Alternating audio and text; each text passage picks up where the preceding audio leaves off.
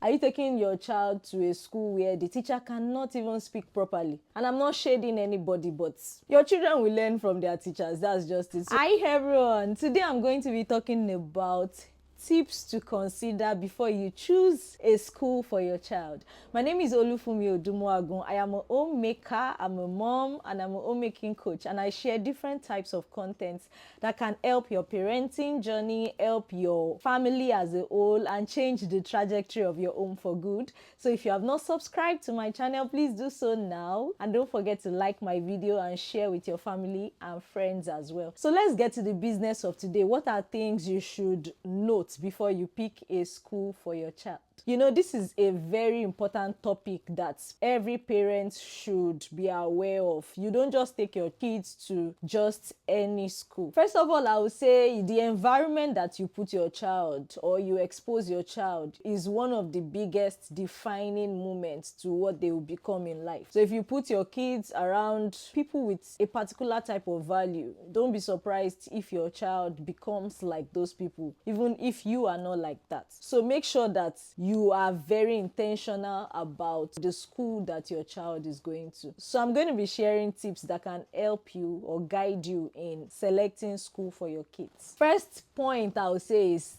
any school you choose for your kids must align with your family values. Look at the proprietress, the teachers, the people in the school. Do you think they align with your family values? Let me even scrap that. Do you even know what your family values are? Do you have values as a family? What are your values? Have you ever thought of it? If you haven't watched my video on building family values, first of all, it's important that you know what you stand for, you know what your family stands for, and your children are also aware of what you stand for. Now, when you know what you stand for, that is when you can begin to look out for this in friendships, in relationships, in schools that you are taking your kids to, etc. So back to my first point, ensure that your children's school's value align with your own values. And trust me, it might look like every school is good.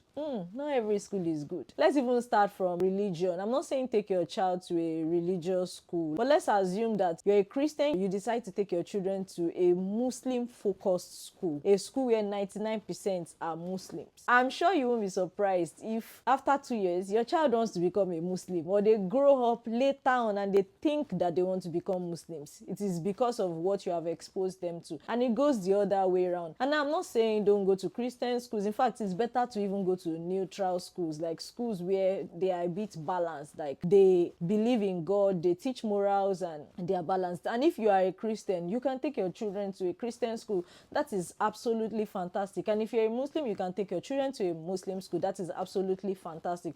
I'm just saying that doing the opposite might instill a different value in your child, which you might not want, but it's not enough to not want it. It's important to take initiative and make right decisions. The second point is, what is the school's curriculum? What's their teaching style? What's their curriculum? Are they following a particular pattern that you want? For example, in Nigeria, there are American-based schools, there are Montessori schools, there are play-based learning. Find out what they do. How do they teach in this school? What's your teaching style? What's your curriculum like? Find out what the school's curriculum is before you take your kids there. Don't just expose your kids because you heard that the school is good. How good in what?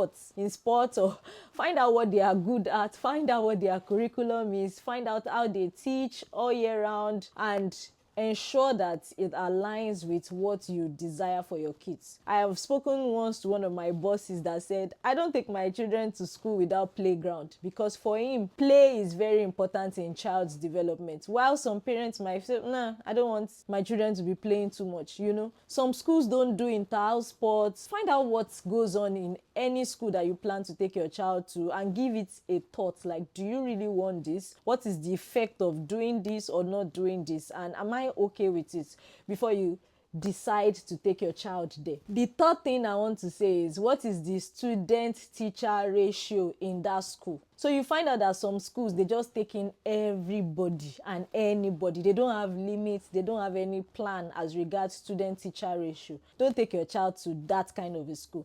And I'm not saying take your child to a small school that does not have so many students. No.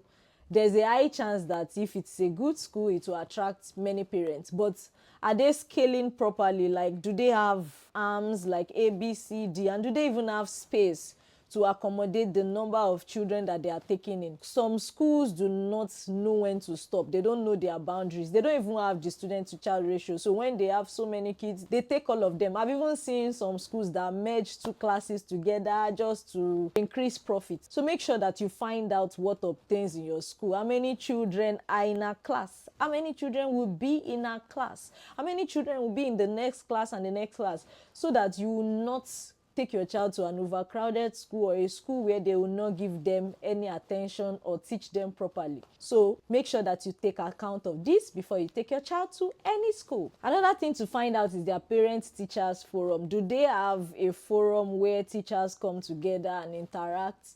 Because this will help you to meet the parents of the other children in your child's class, to know how they are, to know if you should still stay in that school or you should run away. So it's important that you look out for such schools. Also, look out for schools that allow parents to be involved in activities, in inter sports, even just organize things for parents to come together. This will help you to be more involved in your children's life. It will help you to be more present, and it will help you to meet other people in life that are going through the same phase as you. Trust me, sometimes you just need to discuss with another parent to find out about something you don't know about your child's school or even your child. So it's important that you look out for such when you are picking a school for your child.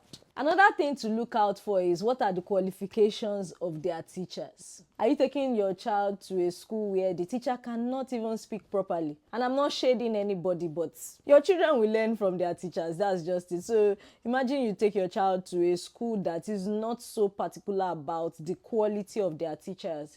They just take in any random post-secondary school person that is jobless. So make sure that you look out for teachers' qualifications when you are taking your child to a school. Sometimes it might not even be that they need to have a degree or not, but their intellect. Do they even conduct proper interviews to employ their teachers? And when you interact with the teachers there, do you like what you see? I'm not saying start asking for the CV of every teacher. In fact, when you step into a school, it's one of the things you usually observe easily. Like, you can see the quality of the teachers, how they are speaking, their intellectual level, and these are things you should look out for before you take your child to any school. And see, this point I want to share, this last point, is the most important. Don't take your child to a school that you cannot afford.